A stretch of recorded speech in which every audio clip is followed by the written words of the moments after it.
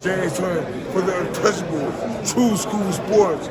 Let's go, baby. Bow! Be careful what you wish for because it can become a reality. Yeah. The untouchable True School Sports Empire. Y'all know the rest, man. You know all that blase. Listen, I'm pressed for time, so I got to get straight into it. I'm waking up. I'm watching the Florida Panthers in the Stanley Cup Final not show up and do shit right now. And then I'm checking the boxing news, right? And Keyshawn Davis, I was live, earlier in the day. I was live earlier in the day. And when I was live earlier, you guys had informed me it had just been announced and reported that Keyshawn Davis was 4 pounds over the lightweight limit. Very unprofessional. It just reeks of it gives off like that Shakur Stevenson energy, that Tank Davis energy, that Benavidez energy at one point. It's never a good look when fighters miss weight on the scales. But I'm gonna say it like this.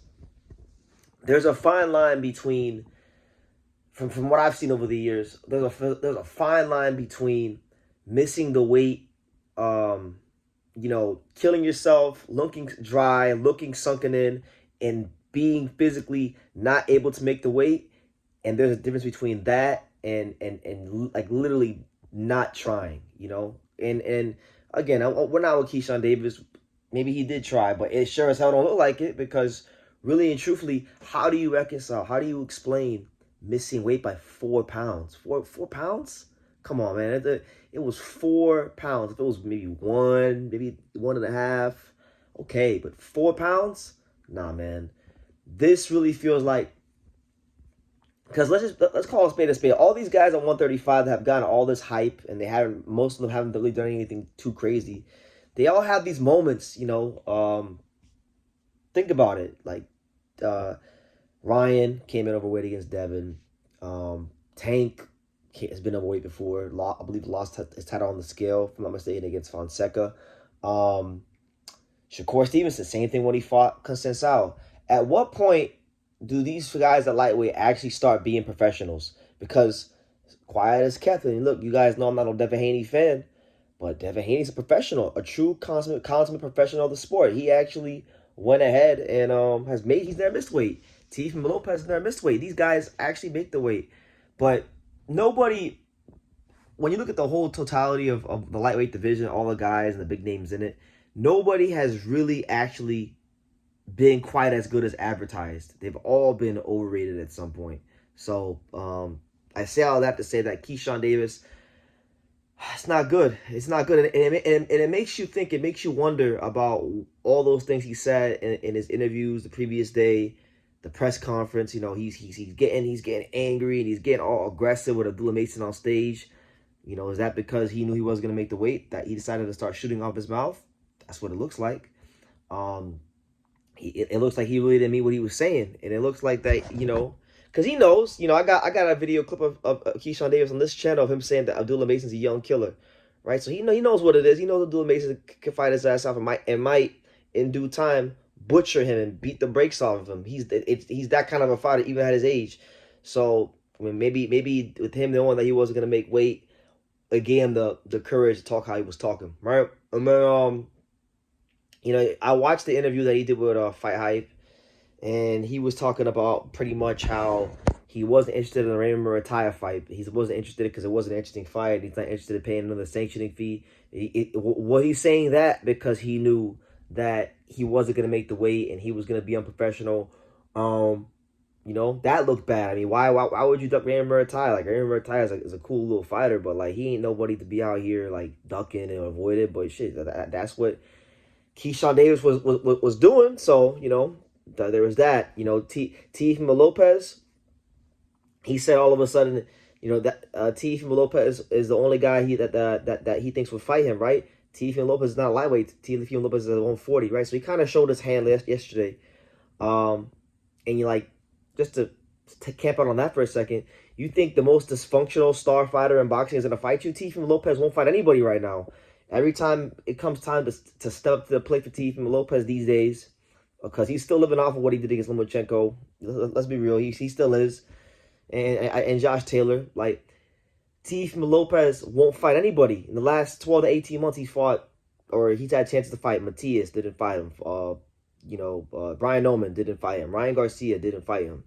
And now with Devin Haney, that whole situation. So Keyshawn Davis looks like he is, and I hate to say this because I like him. I think he's got a great personality. I like him. I'm getting no joy saying this, but like Keyshawn Davis looks like the next dysfunctional American lightweight, because they're all dysfunctional, all of them. Ryan, Gervonta, Tank, Devin, all of them are. The irony about Devin is probably the least dysfunctional of the bunch because Devin's never missed weight. Devin's never taken steroids. Devin, only thing with Devin is that the worst thing with him is, he sued Ryan Garcia, so he has a PR nightmare. That'll never happen, but. He has a PR nightmare, so that set him back. But as far as how he handles himself, Devin Haney has conducted himself like nothing but a consummate professional. He hasn't missed weight. When he signed a contract, he's respected the sport of boxing and honored the contract and made the fucking weight. These guys, this is the problem. Keyshawn Davis in this moment, and this is why I'm really disappointed in him because I like Keyshawn Davis. I'm a big fan. He's not respecting the sport of boxing. You're not You can't sit here and tell me that you missed the weight by 4 pounds and you try. I'm sorry. I can't bring myself to believe it.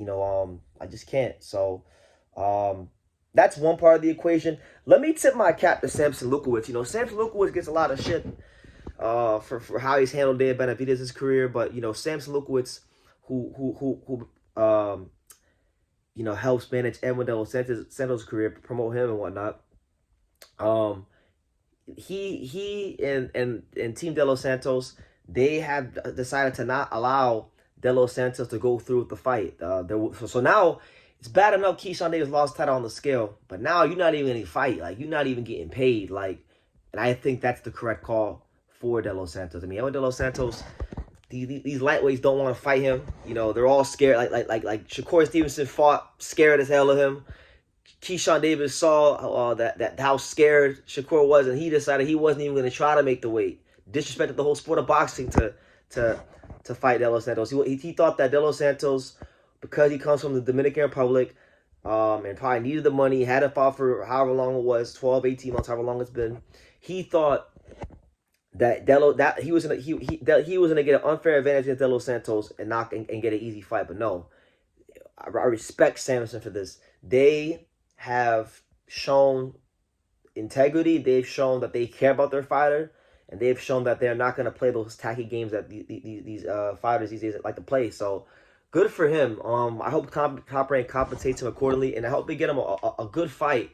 Get him a good fight, man, because this is very unprofessional from Keyshawn Davis. This is very unprofessional from his end. And it just goes to show what's been going on with our sport in America the last, I don't know how many years now, but these guys are always on this bullshit. So I'm really upset. I'm honestly very disappointed at Keyshawn Davis because I'm a big fan of his. But I think Samson, I think De Los Santos, I think they're doing the right thing because this guy did not try to make weight. He disrespected the sport. He disrespected their fighter, and he thought that he was gonna get this crazy advantage over him. And it's crazy because Keyshawn Davis was just on the opposite side of this a couple fights ago when he fought Gustavo Lemos. Gustavo Lemos came in 7 pounds overweight.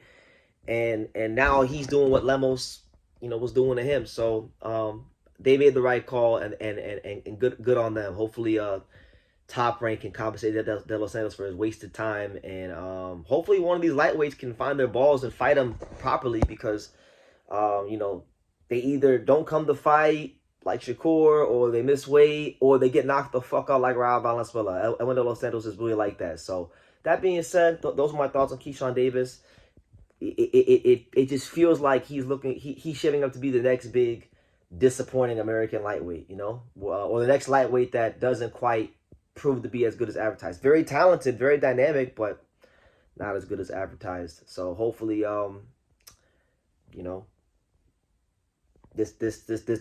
we can laugh at this in a couple years. But right now, it's a terrible look. So yeah, that's fine. Thank you for watching another video on the untouchable True School Sports Empire. I'm in the fight capital of the world, Las Vegas, Nevada, and we got a monster in town For more great boxing content from America to Japan and everywhere else in between, make sure you guys subscribe, stay tuned, and keep it locked.